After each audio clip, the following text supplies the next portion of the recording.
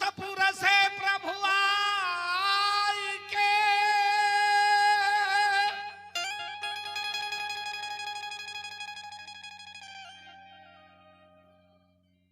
साढ़े सबदी लियो हाथ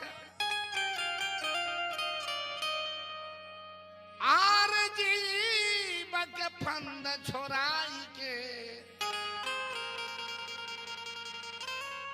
गुरु जम के मार हिला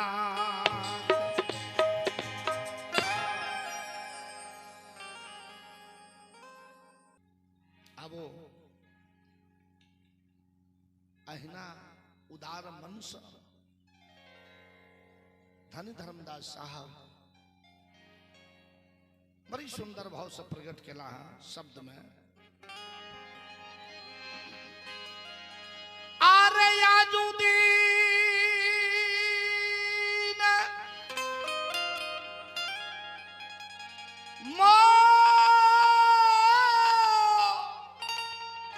मोरा लाखे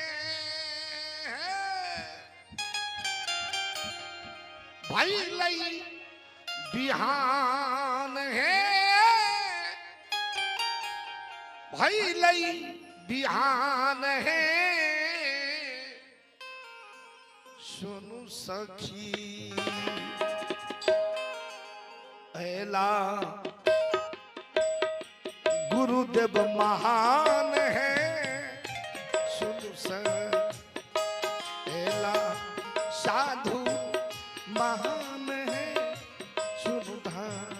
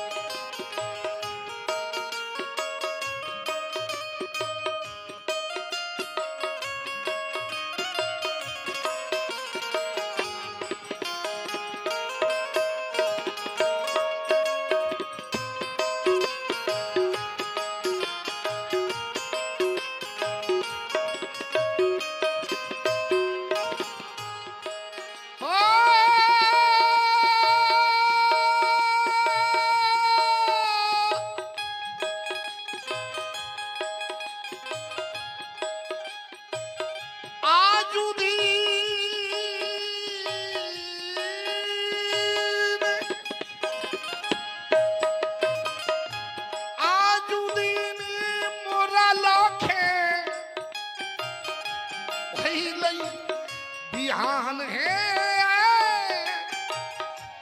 भैलई बिहान है सुनो धाने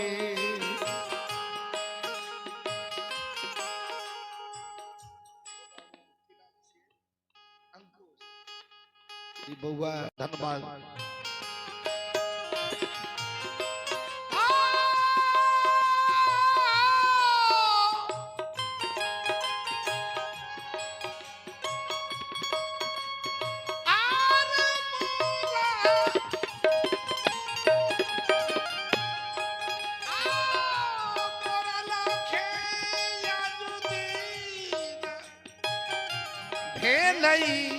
बिहान है भेलई बिहान है सुनु धानी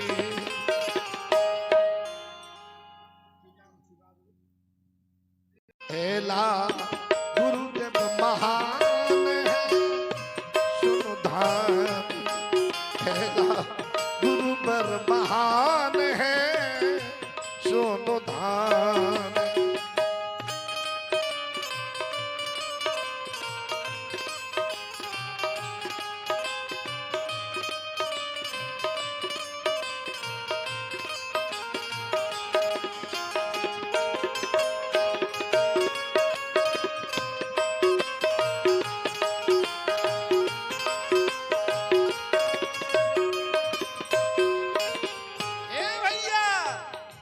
चरना पखारी चरना ये है साधु की प्रीति। आज मैंने देखा कि साधु की वृत्ति क्या होता है। जो ये विमल बाबू के माताजी तन मन वचन अर्पण करके चरना पखारी चरना हमारी तलवई है सुनु सखी।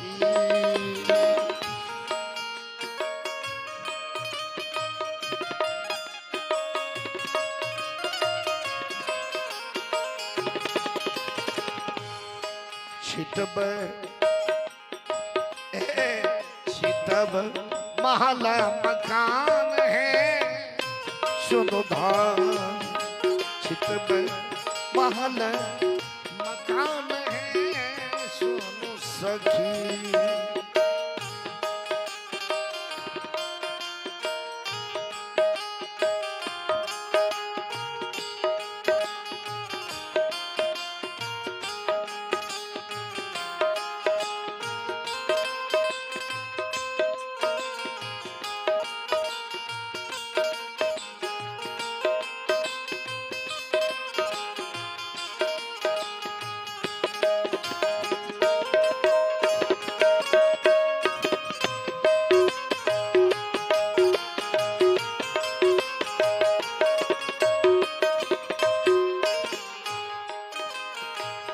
भैया बड़ी सुंदर कवि के भाव लाए हैं। अंगना न लागे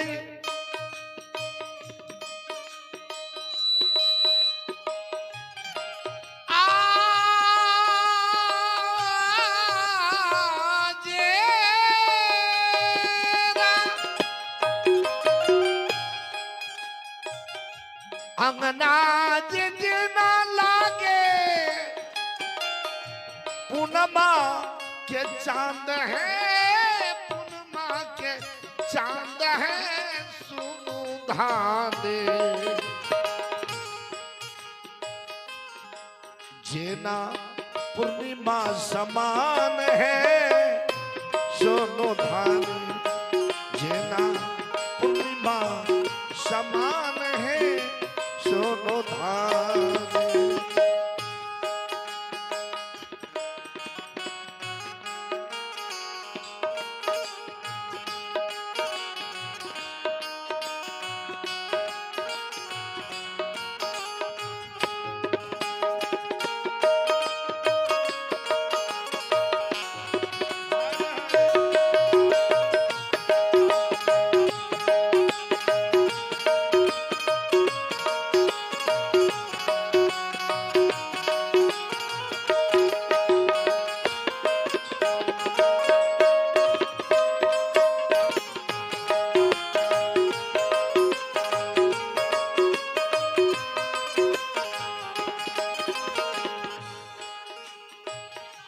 भरमा छोराए गुरु सत्य लखौला है सुनु धाने।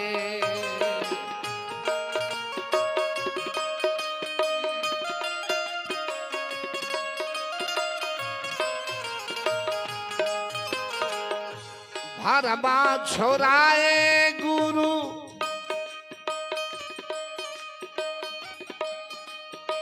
ओ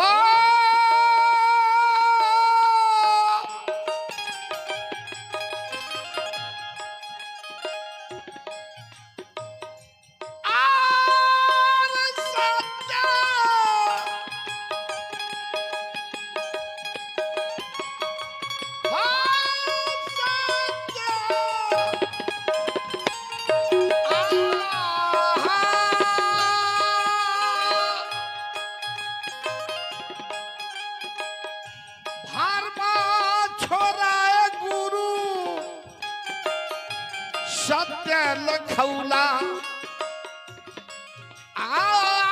सत्य लखौला है सुनु सखी। और की तेरा नाम निधान है सोनु सखी। तेरा नाम निधान है सोनु सखी।